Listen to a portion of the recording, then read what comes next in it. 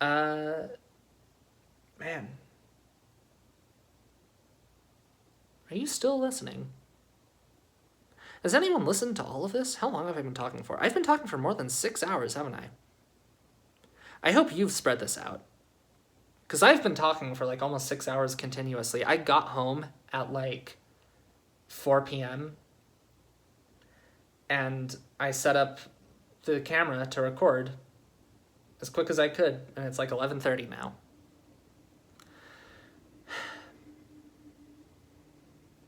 Oh, there is one more thing I wanted to talk about. This is actually good. This is a cool little thing to end on. I haven't gone over all of the ideas I have for videos, by the way. I have so many ideas for videos. Like, it's just that a lot of them are things like, I don't know about this. I want to do research into this and find out about it and then tell people about it.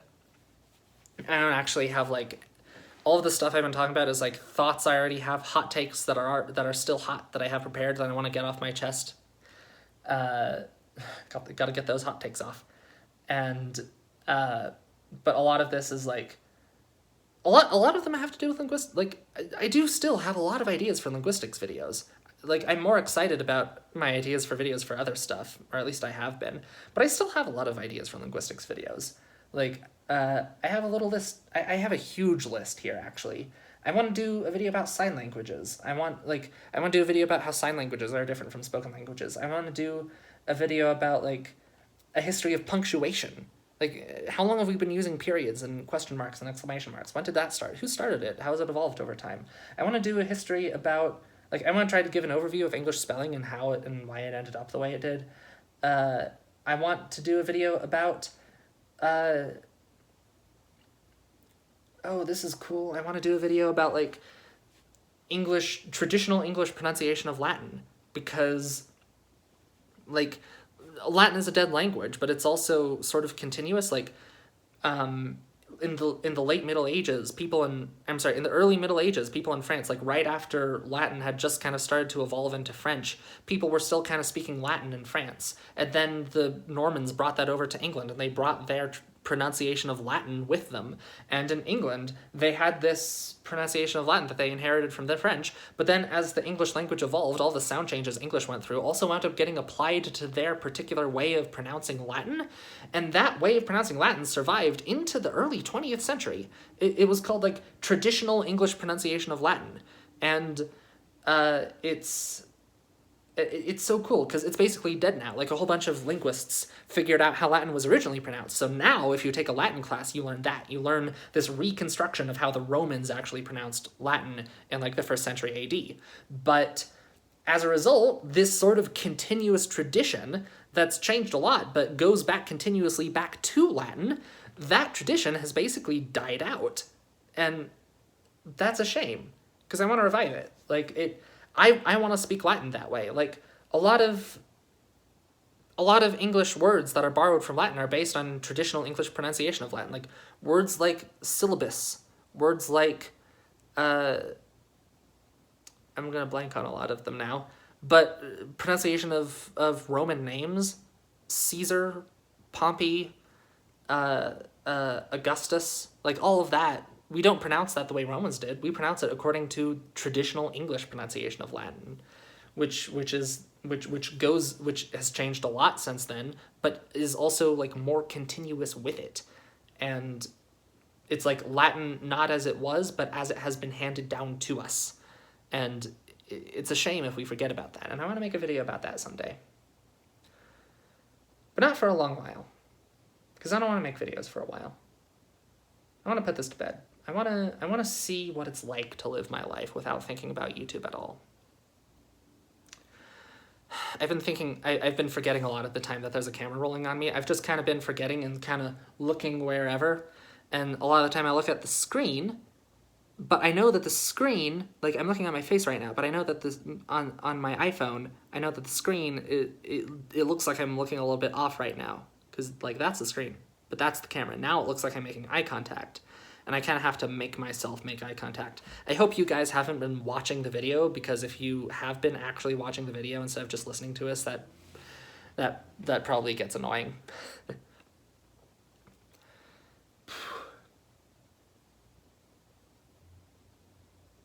When I was in high school, I think I wanted to be friends with my YouTube idols. I had friends in high school, but high school was awkward, and a lot of the time when people make YouTube videos, they try to make those videos feel like you're just hanging out with a friend. They try to make the videos sort of simulate the same feeling as hanging out with a friend. But the interesting thing is that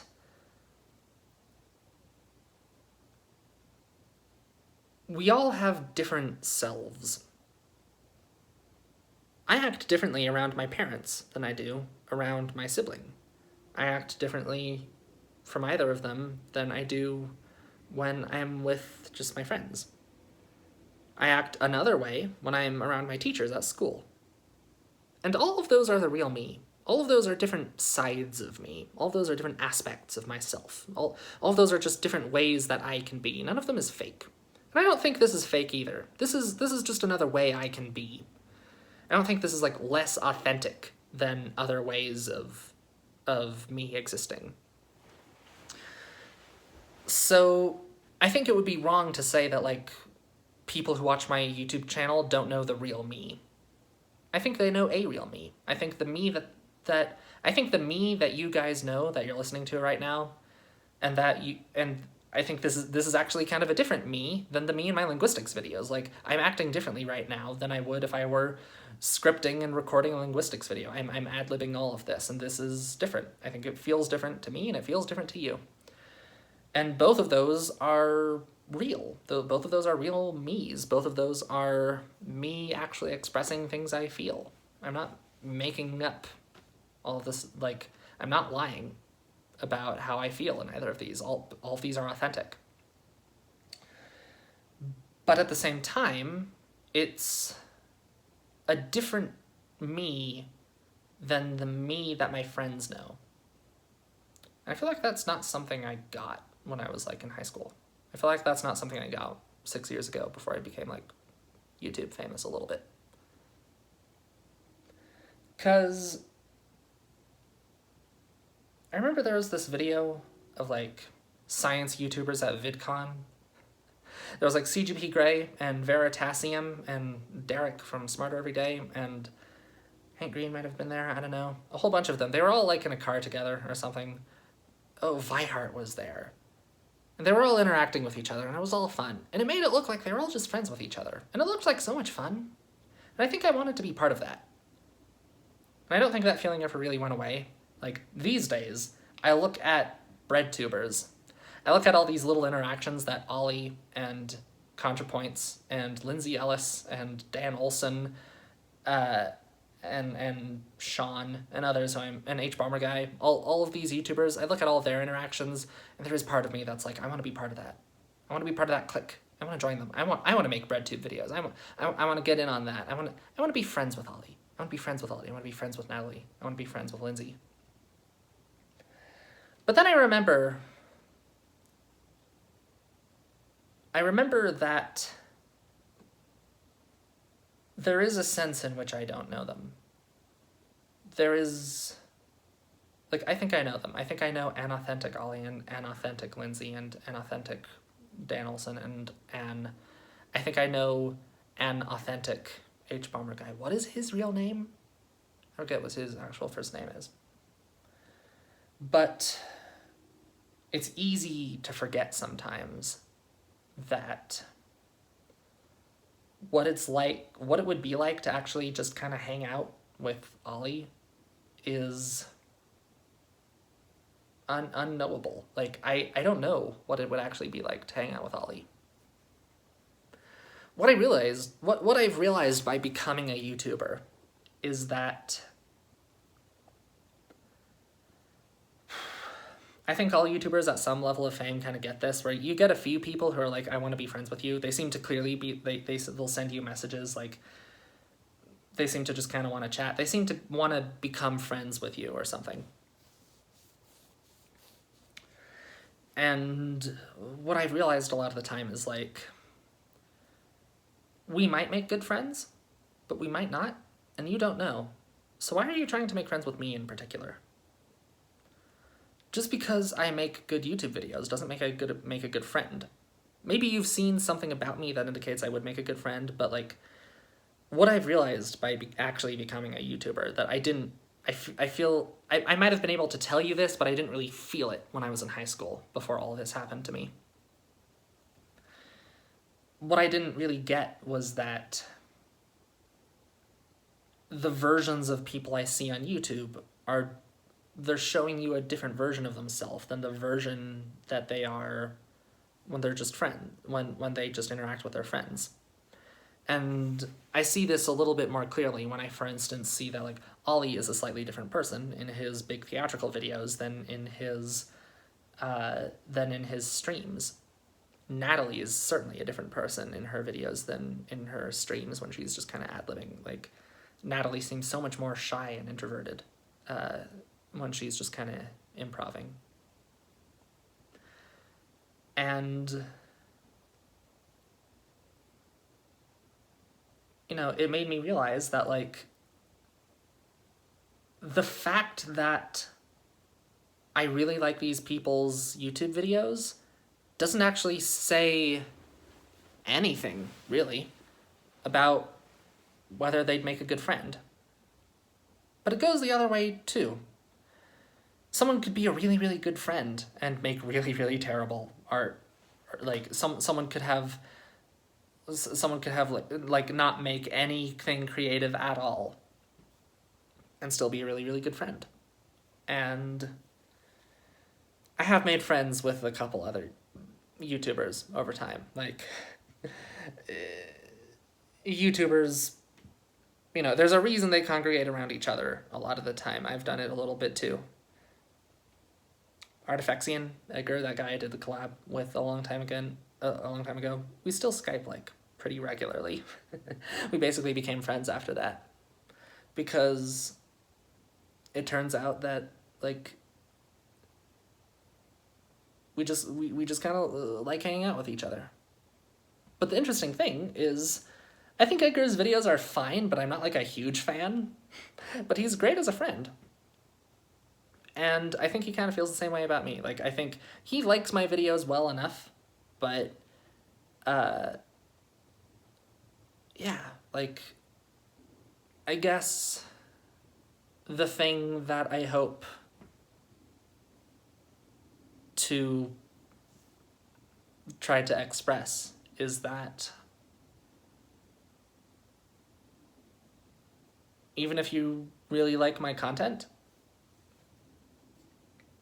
like, you don't know what I'm like just as a friend. You don't know what I would be like to just hang out with. It might be really fun to hang out with me, but it might really not. I might be really boring to hang out with in person. Like, I used to, whenever I really liked somebody's YouTube videos, I used to be like, man, I wish I could just, like, hang out with them and chat with them. And I guess I kind of imagined that hanging out with them and chatting with them would be kind of, like, the same as, like, watching their YouTube video. But they're performing in their YouTube video a little bit. It's not a fake them, but it's a different them than you would get if you were just hanging out with them. I've said that too many times. I'm sorry I'm repeating myself. But, like, I'll think now, I'll watch Lindsay Ellis's videos, and I'll think to myself, I love her videos so much. They're so fun to watch. They're so informative. They're so good.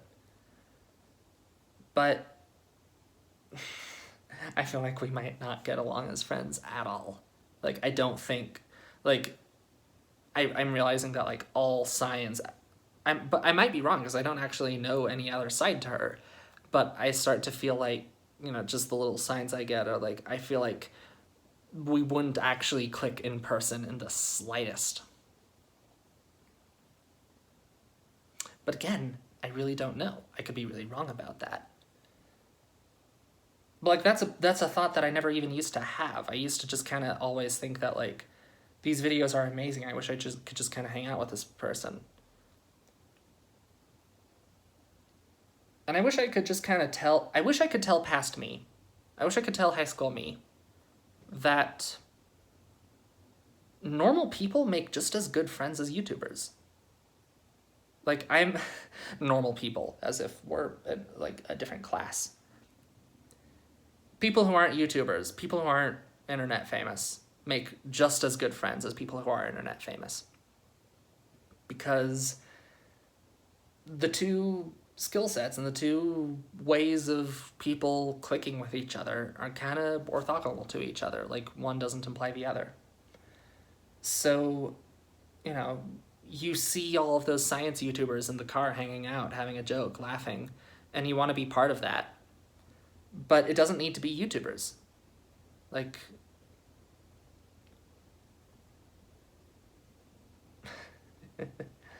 if anyone has listened to all of this, I hope I give you a little bit of the feeling of, like, we're just kind of hanging out, you know?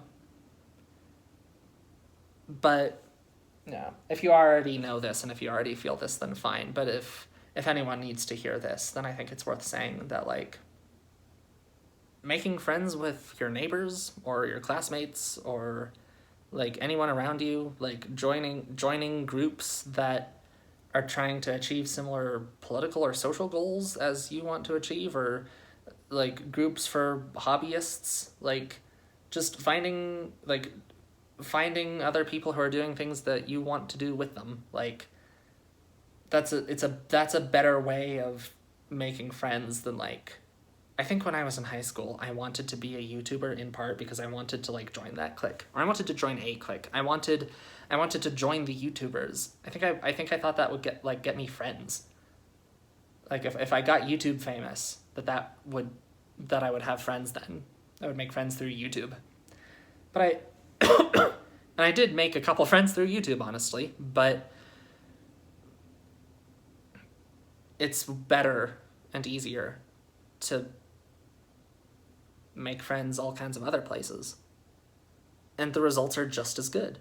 Like, of all of the things I've talked about, I didn't think this would be the most difficult one to put into words. I feel like I'm going over the same things over and over again. Let me think about this for a sec. I guess what I'm trying to say is there are people, if you need to hear this, there are people around you who, like, close to you in your classes or workspaces or wherever, who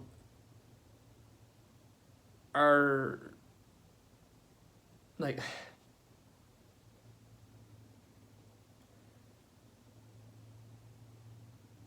I've made friends from YouTube, and I've also made friends from high school.